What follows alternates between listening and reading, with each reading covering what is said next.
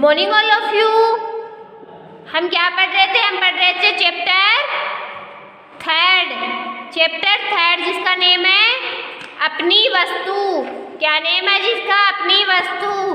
तो आज हम क्या पढ़ते हैं? आज हम इसका अगला पैराग्राफ पढ़ते हैं। क्या पढ़ते हैं? अगला पैराग्राफ पढ़ते हैं। कल हमने क्या पढ़ा था? कल हमने पढ़ा था कि दोनों भाई क्या बोले? महाराज भूमि क्या कह रही है? भूमि क्या कह रही है? महात्मा जी ने कहा यह भूमि कहती है कि ये दोनों व्यक्ति मेरे ऊपर अधिकार जमाने के लिए झगड़ा कर रहे हैं। महाराज ने क्या कहा दोनों भाइयों को कि ये भूमि बोल रही है कि ये दोनों भाई क्या कर रहे हैं? व्यर्थ में ही मेरे ऊपर झगड़ा कर रहे हैं, क्योंकि मैं इस दोनों में से किसी की भी नहीं हूँ। मैं इन दोनों में से किसी की भी नहीं हूँ। हाँ, ये दोनों अवश्य मेरे हैं। मैंने इनकी कई पीढ़ियों को पाला है और जाते हुए भी देखा है। ओके, अब हम पढ़ते हैं इसका नेक्स्ट पैराग्राफ। महात्मा जी की बात सुनकर दोनों भाई बड़े लज्जित हुए। महात्मा जी की बात सुनकर दोनों भाई क्या हुए? बड़े लज्जित हुए और महात्मा जी के चरणों में गिर पड़े। और क्या हो गए? महात्मा जी के चरणों में गिर पड़े। महात्मा जी ने लोहा गरम देखकर चोट की और उन्हें समझाते हुए कहा। महात्मा जी ने लोहा गरम देखकर चोट की और उन्हें समझाते हुए कहा, तनिक विचार करो। तनिक क्या करो? तनिक विचार करो कि इस भूमि के लिए तुम लोग आपस में झगड़ा कर रहे हो। इस भूमि के लिए तुम्हें लोग आपस में झगड़ा कर रहे हो। क्या वह आज तक किसी की बनी है? क्या ये आज तक किसी की बनी है? जो तुम लोगों की बन जाएगी, जो तुम्हें लोगों की बन जाएगी। मनुष्य मेरी मेरी कहकर व्यर्थ यत्न करता है। यह नहीं सोचता है कि इनमें से कुछ भी मनुष्य का अपना नहीं है। बड़े बड़े छत्रपति राजा भी इन्हें अपना अपना कहकर चले गए, परंतु साथ क्या ले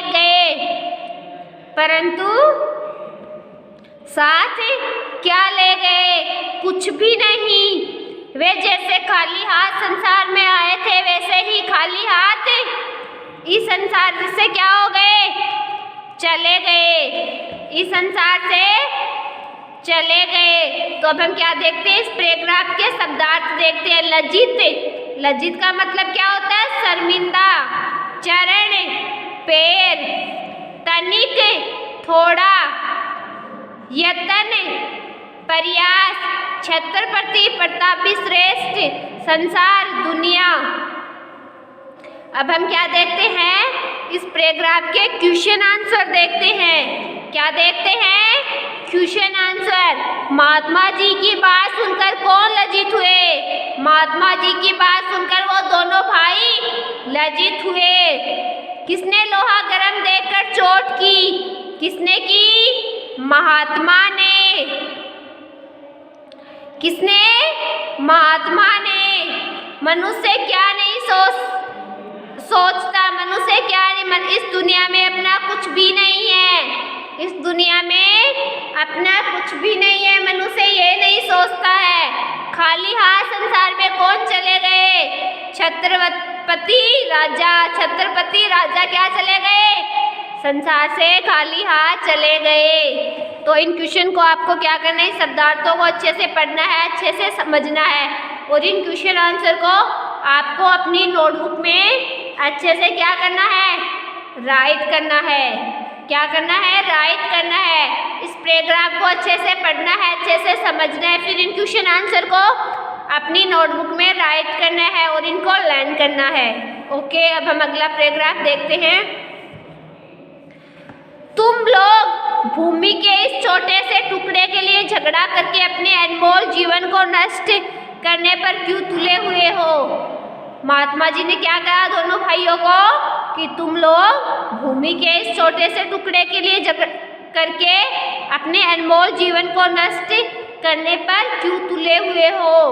यह भूमि न तुम्हारी है और न ही तुम्हारी बनेगी। भूमि ही क्या, संसार के जितने भी पदार्थ है, धन संपत्ति है, मकान आदि है, इनमें से कुछ भी तुम्हारा नहीं है। तुम्हारी अपनी वस्तु तो केवल भजन, भक्ति और तुम्हारे अच्छे कर्म हैं।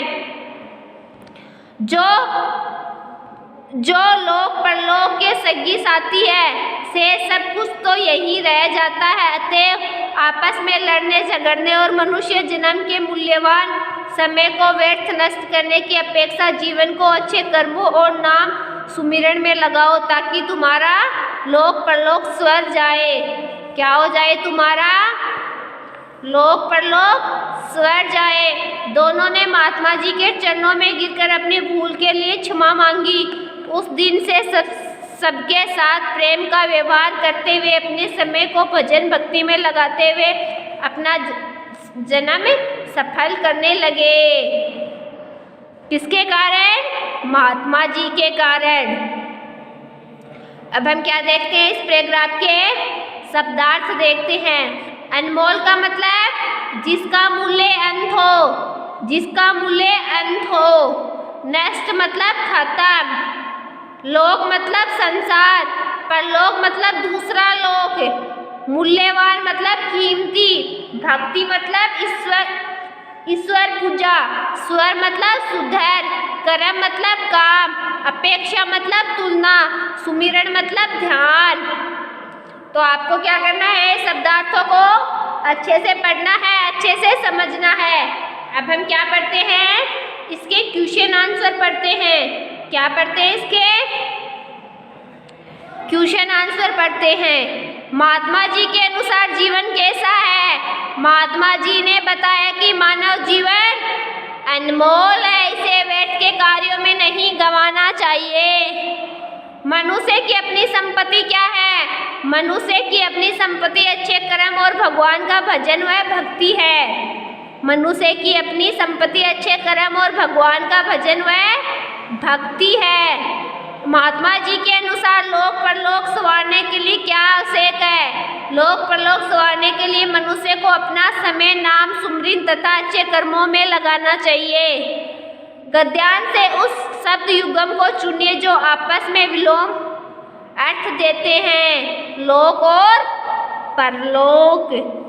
ओके, तो आज आपको क्या करना है? इन पैराग्राफों को अच्छे से पढ़ना है, इनके शब्दार्थों को अच्छे से पढ़ना है और इन क्वेश्चन आंसर को भी आपको अपनी नोटबुक में अच्छे से राइट करना है। क्या करना है? अच्छे से राइट करना है। ओके, तो आज आप क्या करोगे? आज आप इस चैप्टर को पूरे को अच्छे से पढ़ोगे। क्या करेगा? पूरे चैप्टर को अच्छे से पढ़ोगे और अच्छे से समझोगे। और इसके ये जो क्वेश्चन दे रखे हैं इनको भी अच्छे से पढ़ोगे, इनको अपनी नोटबुक में अच्छे से राइट करोगे और इनको लर्न करोगे। और आज आप इस चैप्टर को अच्छे से पढ़ोगे। ओके, और कल हम क्या करेंगे? इसके क्वेश्चन आंसर करेंगे। ओके, तो आज आपको क्या करना है? इस चैप्टर को अच्छे से पढ़ना है और अच्छे से समझना है कि इसमें क्या बताया गया है, इस चैप्टर में क्या बताया गया है। ओके बच्चों, आज के लिए इतना ही काफ़ी है। कल हम पढ़ते हैं इस चैप्टर के question answer. Okay, thank you बच्चों।